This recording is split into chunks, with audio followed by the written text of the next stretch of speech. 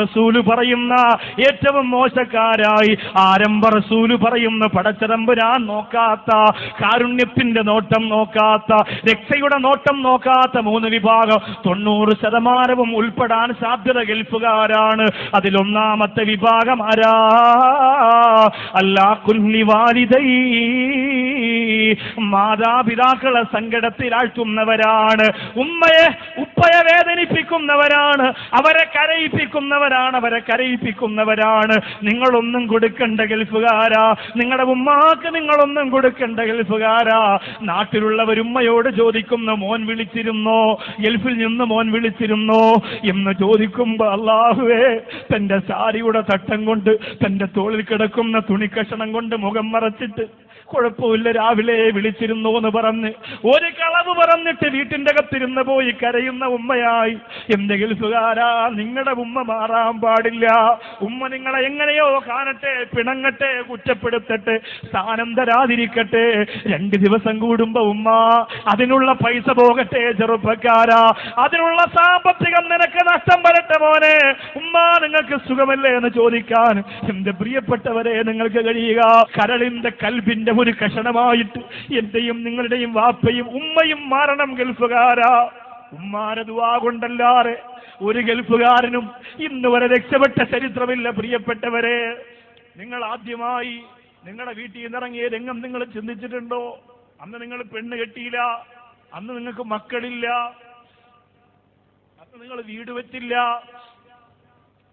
അന്ന് നിങ്ങൾ പെട്ടികെട്ടുമ്പോ വീടിന്റെ അകത്തിരുന്ന് കരഞ്ഞ ഉമ്മയെ മറക്കാൻ ഇന്ന് സുന്ദരിയായ പെണ്ണിനെയും മക്കളെയും കിട്ടിയപ്പോ എങ്ങനെ കഴിയുന്നു പ്രവാസികളെ? ആദ്യമായി നിങ്ങൾ ഗൾഫിലേക്ക് വരുമ്പോ രാത്രി എഴുന്നേറ്റിരുന്ന് ഉമ്മച്ചി ദുആ ചെയ്തു, അല്ലാ എന്റെ പൊന്നുമോന് കടലിനക്കരെ പോവുകയാണ്, നീ കാത്തുകൊള്ളണം തമ്പുരാന്. ആ ദുആയാണ് ബഹ്റൈനിൽ നീ കഴിക്കുന്ന ഭക്ഷണത്തിന്റെ രുചി എന്ന് തിരിച്ചറിയാൻ. വൈകിപ്പോവല്ലേ എന്റെ പ്രിയപ്പെട്ടവരെ, വൈകിപ്പോവല്ലേ. ഇന്ന് നീ കല്യാണം കഴിഞ്ഞു, മക്കളായി, മക്കളൊക്കെ ഇവിടെ കൊണ്ടുവന്ന് ഇവിടെ ചേർത്ത് ഇവിടെ പഠിപ്പിക്കുന്നു. പക്ഷേ ആ ഉമ്മയോട് വല്ലപ്പോഴും ഒന്ന് വിളിച്ചിട്ട് സുഖമാണോ എന്ന് ചോദിക്കാൻ നേരമില്ലാത്ത അവസ്ഥ വന്നു പോവല്ല പെങ്ങളെ, ചെറുപ്പക്കാരാ. ഒരു ക്ലിപ്പ് കണ്ടല്ലോ, തന്റെ പ്രിയപ്പെട്ട ഉമ്മയോടും ഭാര്യയോടും യാത്ര പറഞ്ഞ് ജോലിക്ക് പോകുന്ന പ്രിയപ്പെട്ട ഭർത്താവ് എല്ലാ ദിവസവും മടങ്ങി വരുമ്പോ തളർന്ന് ക്ഷീണിച്ചു കിടക്കുന്ന ഉമ്മയുടെ ശരീരത്ത് മുറിവുകൾ. ഇതെങ്ങനെ സംഭവിക്കുന്നു എന്നറിയാൻ ഭാര്യയോട് ചോദിച്ചിട്ട് മറുപടിയില്ല. ഭാര്യ ഒരു പ്രത്യേക സ്വഭാവക്കാരിയാണ്. അവസാനം ഭാര്യ അറിയാതെ ഒരു ക്യാമറ വീട്ടിൽ ഫിറ്റ് ചെയ്തു. ഇപ്പൊ ക്യാമറയ്ക്ക് സുലഭമാണല്ലോ.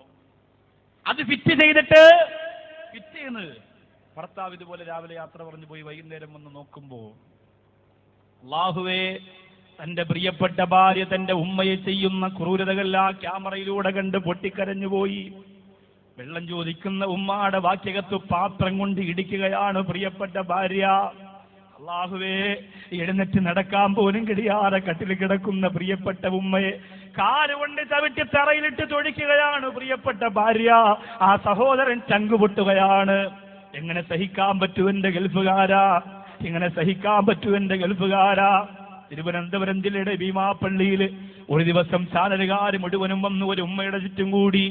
ആ ഉമ്മയോട് ചോദിച്ചു, ഉമ്മ നിങ്ങൾ എങ്ങനെയാണ് ഇവിടെ എത്തിയത്? അറിയില്ല മക്കളെ, അറിയില്ല. എന്റെ പൊന്നുമോനും നില കൊണ്ടുവന്നതാണ്. ഉമ്മാക്ക് ഭീമാപ്പള്ളി കാണണ്ടേ എന്ന് പറഞ്ഞ് ഗൾഫിൽ നിന്ന് വന്നപ്പോ അവൻ വാങ്ങിയ പുതിയ വാഹനത്തിന്റെ അകത്ത് എന്നെ കയറ്റി കൊണ്ടുവന്നതാണ്. ഞാൻ കരുതി അല്ലാഹു എന്റെ പൊന്നുമോൻ എന്നോട് സ്നേഹം കൊണ്ടുവരുന്നതാണെന്നല്ല. ഭീമാപ്പള്ളിയിലെ സിയാറത്തിന്റെ വെള്ളിയാഴ്ച രാവിന്റെ തിരക്കുകൾക്കിടയിൽ പൂച്ചയെ കൊണ്ട് കളയുന്ന പോലെ എന്നെ കൊണ്ടുവന്ന് കളഞ്ഞിട്ട് എന്റെ പൊന്നുമോൻ പോയി. എനിക്ക് തിരിച്ചു പോകാനറിയില്ല. മോന്റെ പേരെന്ന് പറയൂ, നിങ്ങളുടെ നാടെന്ന് പറയൂ, ഞങ്ങൾക്ക് അവനെ പിടിക്കാമെന്ന് പറഞ്ഞപ്പോ ഇല്ല. എന്റെ പൊന്നുമോൻ പാവമാണ്, ഞാൻ വീട്ടിലുള്ളത് അവനൊരു ശല്യമാണെങ്കിൽ എന്റെ പൊന്നുമോൻ മക്കളോടൊത്ത് സന്തോഷത്തോടെ കഴിയട്ടെ. ഞാൻ ഈ പള്ളിയുടെ മുമ്പ് കിടന്നുകൊള്ളാം. മക്കളെ ബുദ്ധിമുട്ടിക്കാറ് ആ സ്നേഹം ആ സമയത്തും കൊതിച്ചുപോലെ ഉമ്മാക്ക് പകരം വെക്കാൻ എന്റെ പ്രിയപ്പെട്ടവരെ ഏത് ചാൻസീറാണ് ഞാനടാ നിന്റെ ജീവിതത്തിലേക്ക് കടന്നു വന്നിരുന്ന് ഗൗരവത്തോടെ ചിന്തിക്കണം ചെറുപ്പക്കാരാ. എന്നിട്ട് പൊട്ടിക്കരയണം മോനെ. വാപ്പയും അങ്ങനെ തന്നെയാണ്. ഭക്ഷണം വാരി മോനെ കഴിക്കടാന്ന് പറഞ്ഞ് തരുമ്പോ പല വാപ്പമാരും പട്ടിണിയായിരുന്നു, നമ്മളറിഞ്ഞില്ല. പല ഉപ്പമാരും പട്ടിണിയാണ്, നമ്മൾ അറിഞ്ഞില്ല. നമ്മൾ ഉറങ്ങിക്കിടക്കുമ്പോ നമ്മളടുത്ത് വന്നിട്ട് തലയുടെ വിയർപ്പിങ്ങനെ കൈകൊണ്ട് തടവിക്കളഞ്ഞിട്ട് നമ്മുടെ നെറ്റിയിൽ മുത്തം തന്നിട്ട് പോകുന്ന വാപ്പയെ നമ്മൾ ആരും അറിഞ്ഞിരുന്നില്ല. അല്ലാഹുവേ, അല്ലാഹുവേ, ഞങ്ങളുടെ മാതാപിതാക്കൾക്ക് നീ സ്വർഗം കൊടുക്കണേ അല്ലാ. ഈ മജ്ലിസിൽ വന്നിരുന്ന് പൊട്ടിക്കരഞ്ഞതിന്റെ, ഈ മജ്ലിസിൽ വന്നിരുന്ന് ത്യാഗം ചെയ്തതിന്റെ പ്രതിഫലം ഞങ്ങളുടെ ഉമ്മാക്കും ഉപ്പാക്കും നീ കൊടുക്കണയല്ല. അങ്ങനെയാവട്ടെ. ബാക്കി രണ്ട് വിഭാഗത്തെ പറയുന്നതിന് മുമ്പ് അങ്ങനെയാവട്ടെ ചെറുപ്പക്കാരാ.